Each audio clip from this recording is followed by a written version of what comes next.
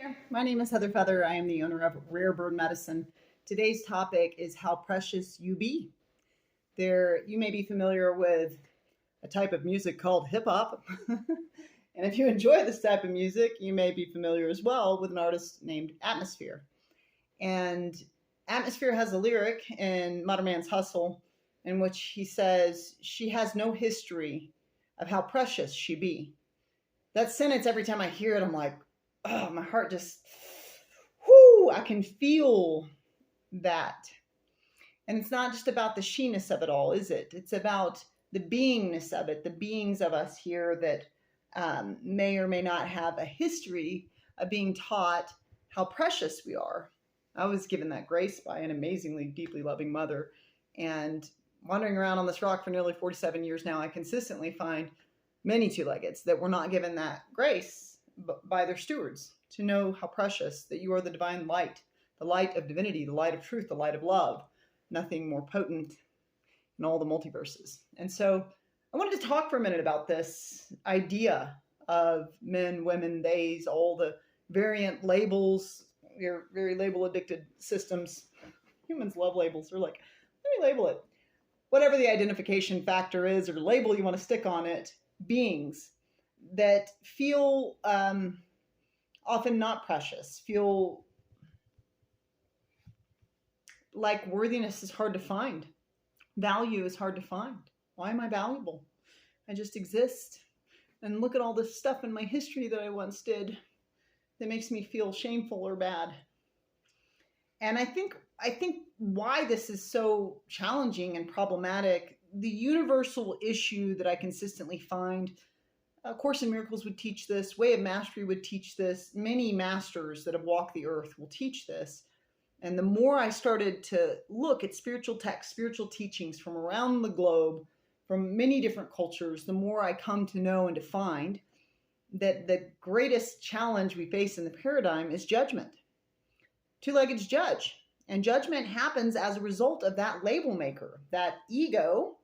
The ego is there to label.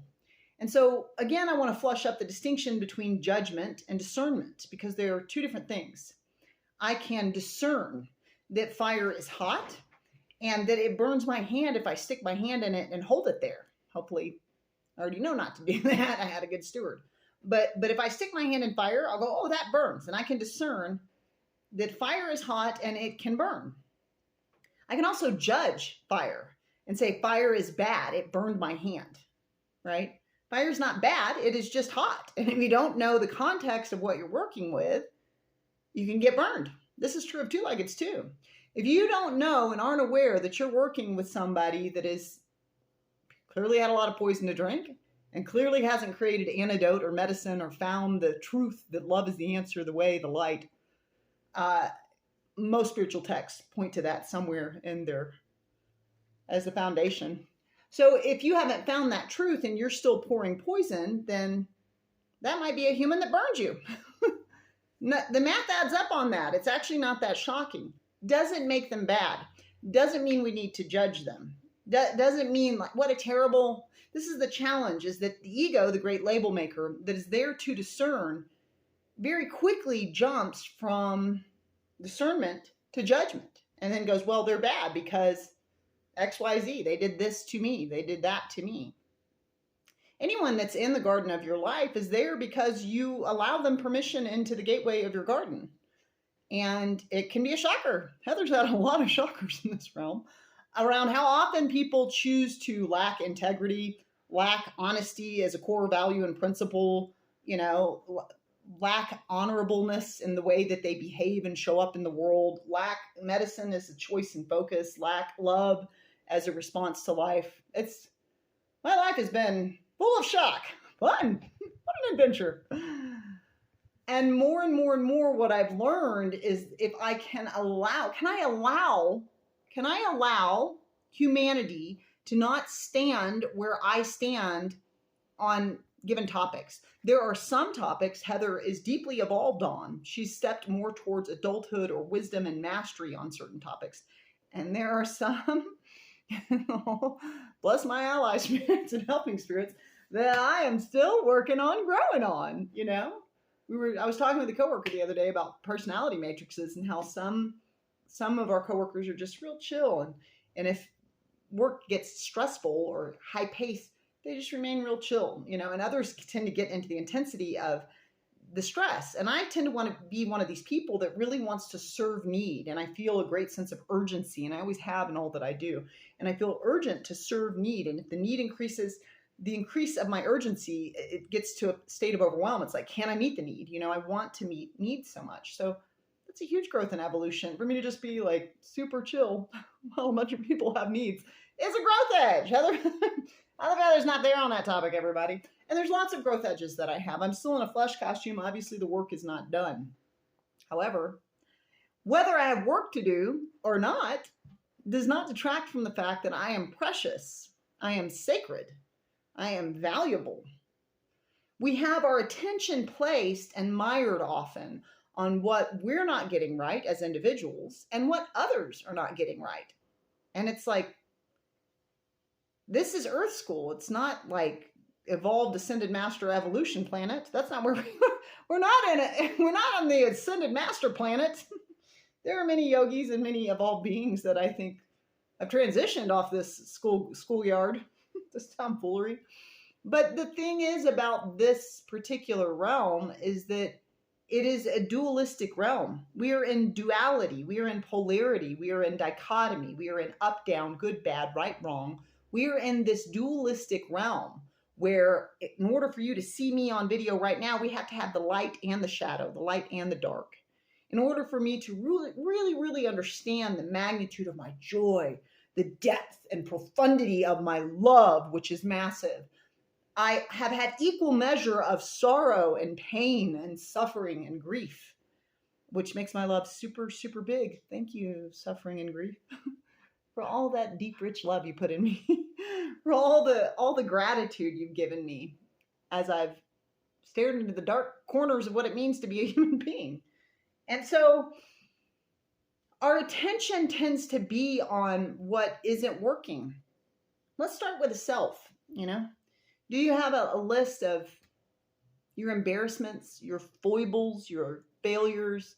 Some people more than others will rotate. I tend to stew on where it's like every day I have a check-in at the end of the day. It's like, how much did I serve love today? How much did I serve divinity? How much did I serve the singularity? How much did I serve the Trinity? Was I unconditional love?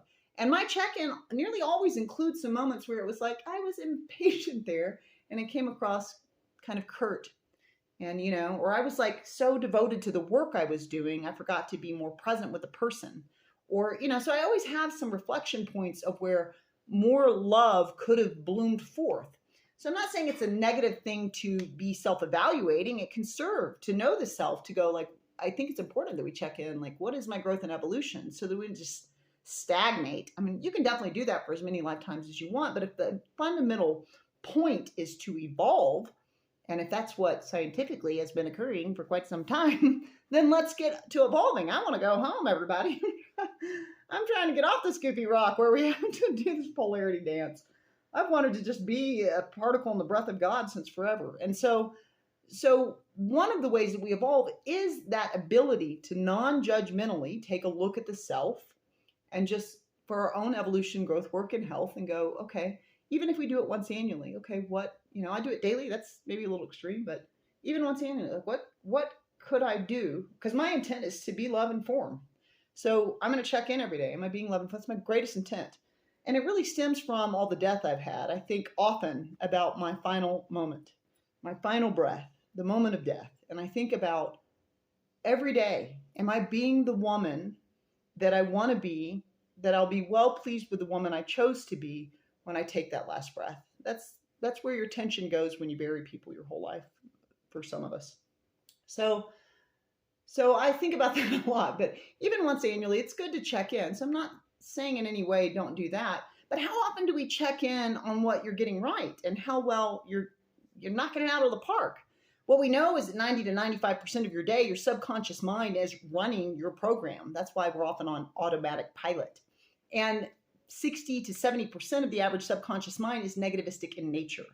So what that means is the predominant portion of our day can be negatively slanted in the way we move through our consciousness each day. In order to have that be different, you would do alpha theta brainwave reprogramming. You would get your brain to 7.5 hertz, which is the hypnotic state. It's the state you're in right after meditation. It's the state you're in right before you fall asleep. It's the state you're in right before you wake up. And you would reprogram through a recording of your own voice any new consciousness you want to plant as a seed in the garden of your consciousness that moves you through your day. So there are tools we can use to kind of shift that paradigm to be more positive in nature. The thing is that my experience of myself and my experience of others is that we don't typically walk through a day knowing how precious the cargo is, knowing how influential the cargo is. Every single one of you, every single day of your life is influencing the entire web. And it shakes and ripples in ways that you will not even see. If you're graced with it at death, then what a blessing. But you ripple in ways you can't even know. A smile can have a ripple well beyond what you could even conceive. It could keep someone who's physically abusive on the daily, perhaps from not abusing their family members that night. You don't even know the things that you do and the way that they influence and bloom and bear fruit that's so sweet, like a nectar of heaven here on earth, by the choices you make and the grace of your being. And so the focus for today is to consider in the living tree, how often do you consider how precious you be? Do you have no history of that? Well, the way you have something be your history is you make it a present moment. So you make your present moments with a check-in. You could do a daily check-in for 30 days. I usually recommend 45 to really implant the consciousness.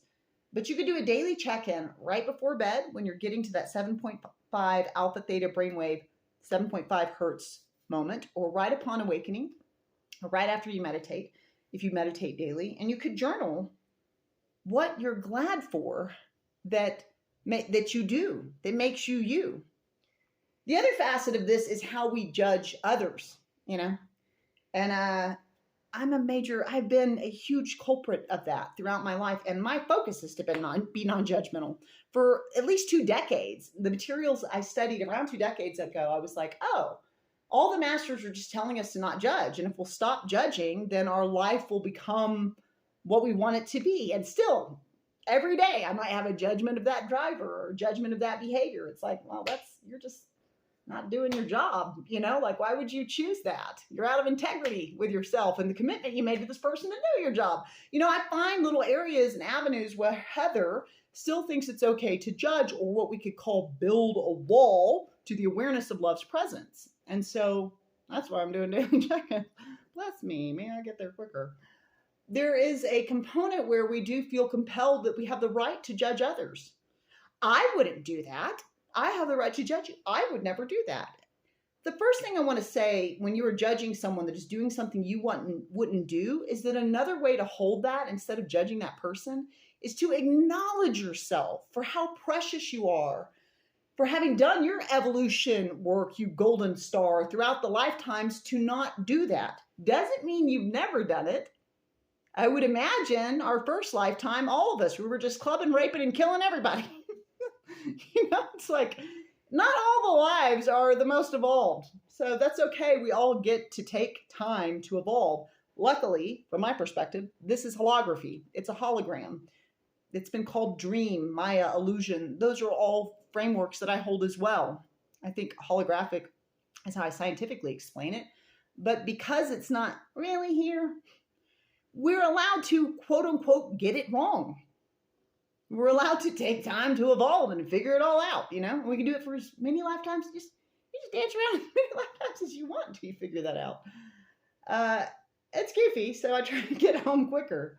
But if we would drop this idea that I have the right to judge you, I know what you should do, I know who you should be, and instead consider, what if they're just really precious and having a moment?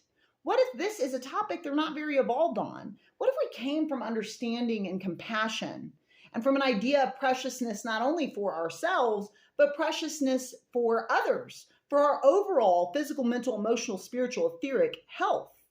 How precious are you? Maybe it's time to make a list. You can always subscribe to Rare Bird Medicine on YouTube, like and comment there. I'd love to hear your thoughts. Amun.